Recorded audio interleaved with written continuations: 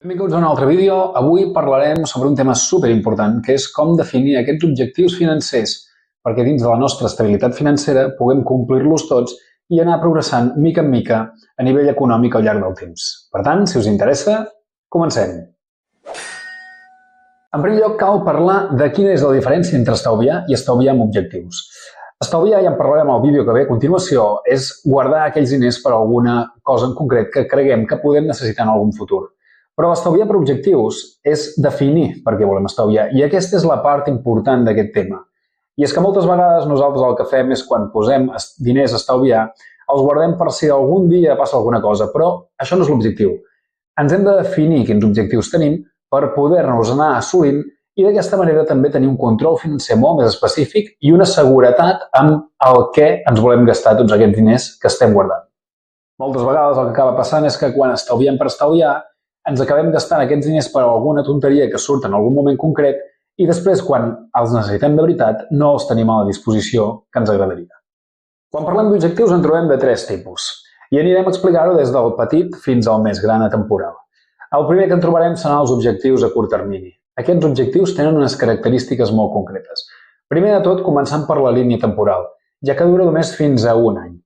Per altra banda, aquests objectius seran també de quantitats de diners molt més baixes, ja que no tenim prou temps per anar-los estalviant de mica en mica. Per tant, normalment, totes les persones en solem tenir al llarg de la nostra vida, però són coses molt més concretes i que les volem en un temps determinat, molt més curt.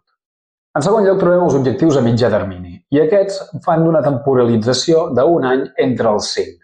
És els que normalment tota la gent té com a objectiu a complir, ja que són on abarquem més quantitat d'objectius en aquesta línia temporal. Aquí hi entraria, per exemple, comprar-nos un cotxe, o fer l'entrada per una casa, o fins i tot anar de vacances en algun lloc que ens agradi.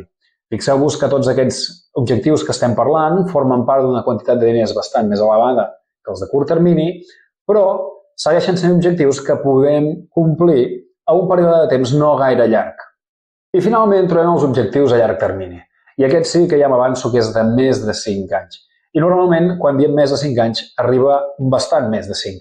Aquí parlaríem sobretot de temes de jubilació, per exemple, o, per exemple, estalviar per l'entrada a la universitat dels nostres fills o filles i elements relacionats amb aquestes quantitats de diners que són molt més grans. Aquí, per exemple, també hi podria entrar pagar la hipoteca de la casa o amortitzar un dels crèdits que podem tindre. Tots aquests objectius seran a línia temporal molt més llarga i, per tant, aquí sí que haurem de saber fer servir estratègies com la inversió per poder anar recopilant aquests diners de forma bola de neu i que no ens suposi tant esforç en estalviant més a més.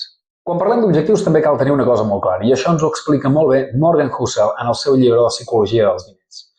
Ell ens parla de que quan les persones ens plantegem objectius al llarg del temps, moltes vegades el que solem passar és que les expectatives superen la satisfacció. Amb això el que em refereixo és que moltes vegades quan nosaltres ens hem plantejat un objectiu a un temps determinat, a mesura que ens anem acostant a aquesta data, tenim l'esperança que podem fer-lo una mica més gran i, per tant, l'allarguem en el temps o el mantenim en el temps i augmentem la quantitat de diners que tenim.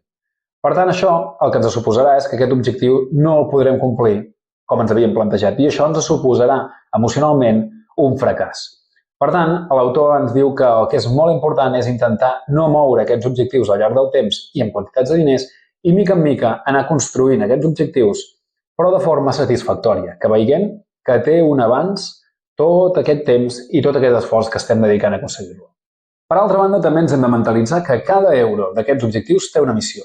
I amb això em vull referir que quan nosaltres parlem d'objectius hem d'acotar la quantitat de diners que necessitarem per fer-ho, ja que normalment la tècnica per aconseguir els objectius és dividir-la i anar-la estalviant de mica en mica al llarg del temps. Mes a mes, setmana a setmana, com us vagi millor, anar guardant aquesta quantitat de diners en una bossa diferent de la compta comuna per poder anar estalviant mica en mica.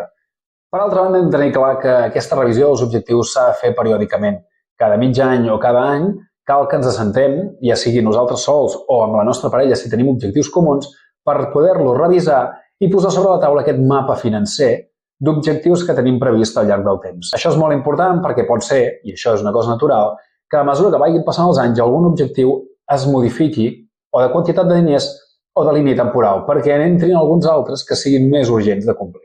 Per tant, serà molt important aquesta revisió periòdica i poder donar un cop de cap i una volta amb tots aquests objectius que hem anat estalviant al llarg del temps, sense intentar, com ja hem dit abans, mobilitzar-los un cop s'estiguin a punt de costar o canviar el preu bruscament un cop ja estiguin molt a prop. Una de les parts també que hem de tenir molt en compte és que els humans tenim la tendència de comparar-nos molt.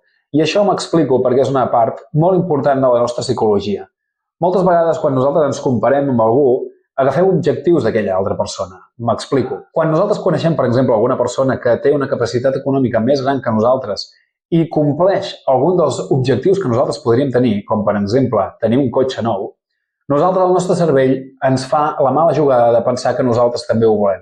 I això és el que nosaltres hem d'intentar evitar. Sempre hem de tenir clar que les comparacions han de ser entre iguals, entre les persones que tenim la mateixa classe econòmica, ja que si ens comparem amb algú que tingui una classe econòmica molt superior, el que passarà és que aquests objectius, a part de no ser realistes, no els podrem aconseguir i, com dèiem abans, emocionalment ens sentirem tocats. Una tècnica que va molt bé per poder tenir aquests objectius controlables és marcar-los i poder, per exemple, fer-hi fotos o dibuixos per poder-los tenir marcats en alguna banda. D'aquesta manera, els nostres objectius prendran forma i tindran alguna cosa on poder-nos projectar. Així que si algun dia volem canviar-ne algun, haurem de fer el pas de modificar aquest plafó i ficar els nous objectius en el lloc que toca, amb la quantitat que toca.